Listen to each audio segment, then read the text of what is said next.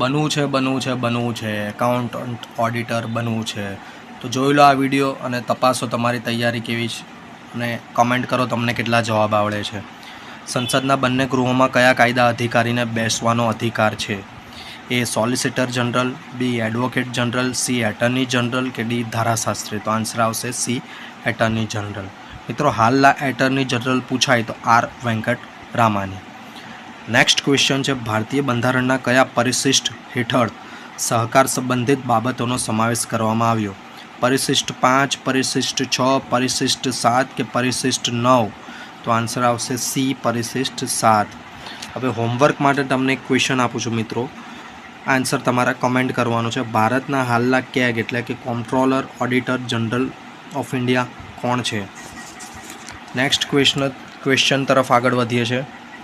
નાણાં પંચનું ગઠન કઈ અનુચ્છેદ હેઠળ થયેલ છે? અનુચ્છેદ 278, અનુચ્છેદ 279, અનુચ્છેદ 280 કે અનુચ્છેદ 281? તો આન્સર આવશે સી અનુચ્છેદ 280.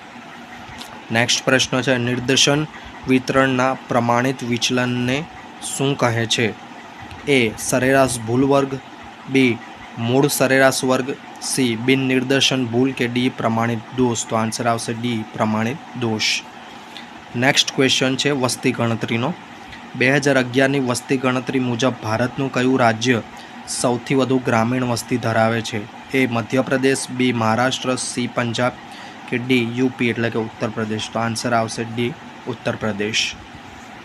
નેક્સ્ટ ક્વેશ્ચન છે, આંતરરાજ્ય ઇન્ટરસ્ટેટ વેપાર પર ખાલી જગ્યા અનુચ્છેદ મુજબ કેન્દ્ર IGST એટલે ઇન્ટિગ્રેટેડ GST લગાવશે? એ 266 સબક્લોઝ એ, 267 સબક્લોઝ એ, 265 સબક્લોઝ એ કે 268 સબક્લોઝ એ?